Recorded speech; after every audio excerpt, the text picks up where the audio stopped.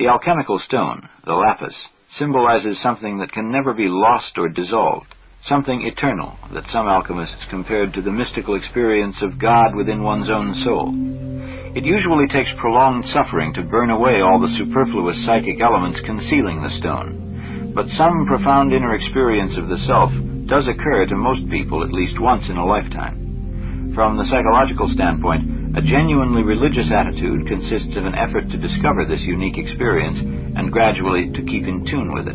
It is relevant that a stone is itself something permanent, so that the self becomes an inner partner toward whom one's attention is continually turned. Trying to give the living reality of the self a constant amount of daily attention is like trying to live simultaneously on two levels or in two different worlds.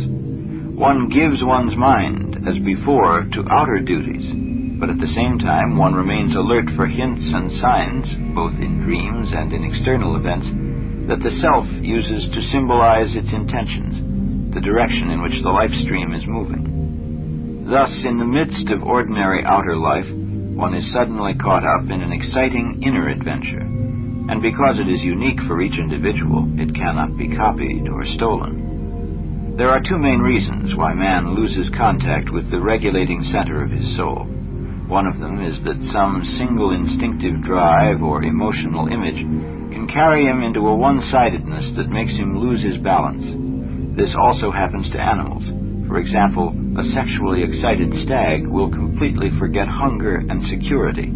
This one-sidedness and consequent loss of balance are much dreaded by primitives who call it loss of soul. Another threat to the inner balance comes from excessive daydreaming, which in a secret way usually circles around particular complexes. In fact, daydreams arise just because they connect a man with his complexes. At the same time, they threaten the concentration and continuity of his consciousness. The second obstacle is exactly the opposite, and is due to an over-consolidation of ego consciousness. Although a disciplined consciousness is necessary for the performance of civilized activities, we know what happens if a railway signalman lapses into daydreaming. It has the serious disadvantage that it is apt to block the reception of impulses and messages coming from the center. This is why so many dreams of civilized people are concerned with restoring this receptivity by attempting to correct the attitude of consciousness toward the unconscious center or self. In fact, whenever a human being genuinely turns to the inner world and tries to know himself, not by ruminating about his subjective thoughts and feelings, but by following the expressions of his own objective nature, such as dreams and genuine fantasies, then sooner or later the self emerges. The ego will then find an inner power that contains all the possibilities of renewal. But there is a great difficulty that I have mentioned only indirectly up till now. This is that every personification of the unconscious, the shadow, the anima, the animus, and the self, has both a light and a dark aspect. We saw before that the shadow may be base or evil, an instinctive drive that one ought to overcome. It may, however, be an impulse toward growth that one should cultivate and follow. In the same way, the anima and animus have dual aspects. They can bring life-giving development and creativeness to the personality, or they can cause petrification and physical death. And even the self, the all-embracing symbol of the unconscious, has an ambivalent effect, as for instance in the Eskimo tale, when the little woman offered to save the heroine from the moon spirit, but actually turned her into a spider. The dark side of the self is the most dangerous thing of all, precisely because the self is the greatest power in the psyche. It can cause people to spin megalomaniac or other delusory fantasies that catch them up and possess them. A person in this state thinks with mounting excitement that he has grasped and solved the great cosmic riddles. He therefore loses all touch with human reality. A reliable symptom of this condition is the loss of one's sense of humor and of human contacts. Thus, the emerging of the self may bring great danger to a man's conscious ego. In order to understand the symbolic indications of the unconscious, one must be careful not to get outside oneself or beside oneself, but to stay emotionally within oneself. Indeed, it is vitally important that the ego should continue to function in normal ways. Only if I remain an ordinary human being, conscious of my incompleteness, can I become receptive to the significant contents and processes of the unconscious. But how can a human being stand the tension of feeling himself at one with the whole universe, while at the same time he is only a miserable earthly human creature? If, on the one hand, I despise myself as merely a statistical cipher, my life has no meaning and is not worth living. But if, on the other hand, I feel myself to be part of something much greater, how am I to keep my feet on the ground? It is very difficult indeed to keep these inner opposites united within oneself without toppling over into one or the other extreme. Ultimately, what we'd like to see is, what is the physics of consciousness? We can ask that question today.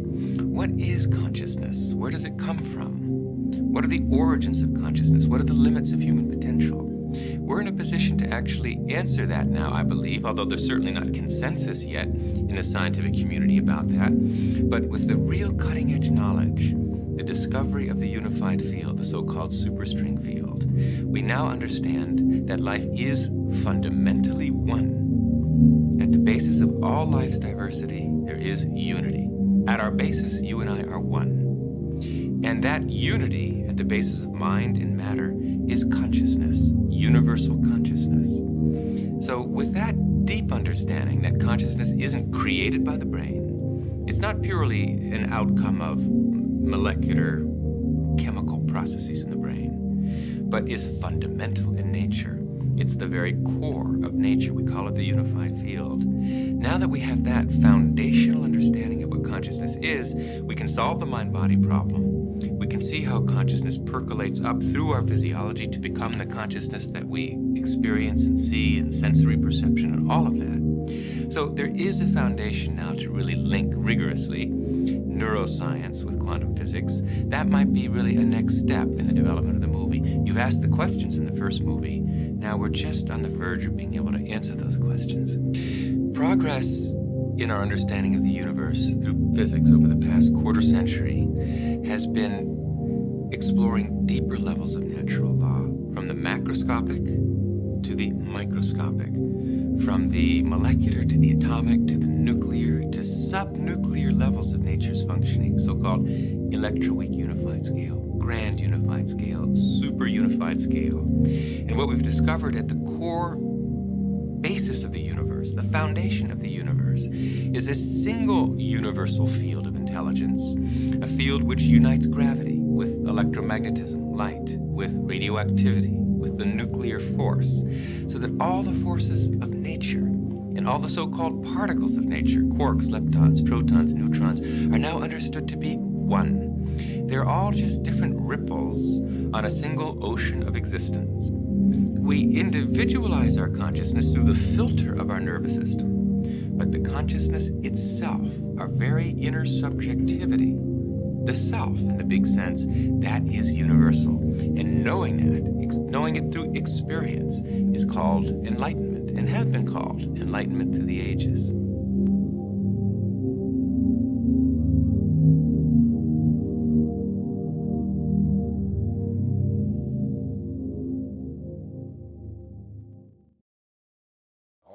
Frequencies, all animal totems, elementals of fire, air, water, and earth, all divine beings of light, love, and ascension, named and unnamed, to activate the cells within my being who are your counterparts with the unified power of the One. I decree my highest good always operating in this now. I decree grace and mercy always operating in this now. I invoke, decree, and dream awake the full truth and reality of ascension in this now. I invoke and dream awake with every breath that I breathe the violet fire transmuting my whole being. I invoke and dream awake the full current of ascension in every cell of my being. I am ascended. I invoke and dream awake expanded God consciousness, fully realized in me as unlimited abundance, fulfilling my every need and desire. I invoke and dream awake the ending of procrastination, tiredness, blockages, obstacles, and unhealthy belief systems. I decree immediate abundance in my life. I invoke and dream awake my liberation from all karmic debt. I am infinite opulence. I invoke and dream awake my personal empowerment in every instant that anyone is impacted by my being and creations. I invoke and dream awake the infinite empowerment of my sexual, spiritual, mental, mental, emotional, physical, and financial relationship with life. I invoke and dream awake sacred sexuality, erotic innocence, and always express the sacredness of sexual force for pleasure, creativity, and healing. I invoke and dream awake world universal healing from all sexual woundedness and shame. I invoke and dream awake worldwide release of all manipulating forces and beings who would control humanity past, present, and future. I invoke the angels and ascended masters to realign and heal all misused energy, to include the full restructuring of our DNA. I invoke and dream awake the transmutation of all negative and judgmental projections. I invoke and dream awake my constant ability to be centered and balanced in my psychic perceptions and empathic nature. All overwhelming psychic energies are released by me automatically, easily, effortlessly. I am empowered by everything. I invoke and dream awake my lucid dreaming each night I sleep and total remembering when I awake. I invoke and dream awake my infinite harmony with God, Goddess I am. I invoke and dream awake the full expression of my miraculous healing power. My life is a continuous stream of miracles. I invoke and dream awake my infinite ability and willingness to receive all life's blessings. I invoke and dream awake a constant attitude of gratitude for my whole life, all my accomplishments and blessings, including the same for the universe at large. I invoke and dream awake the full blessings of God, Goddess, the ascended masters, angels, guides, and beings of light to bless this earth. I invoke and dream awake all my decrees, invocations, and prayers I have released to the universe and open myself to God's response, support, and love in my highest good. I invoke and dream awake the release of all past, present, and future lifetimes of decrees and vows which would bind me to limitation, lack, density, and anything not of ascension in this now. I invoke and dream awake the full reclaiming of my eternal self as powerful, loving, and fully aligned in abundant God consciousness.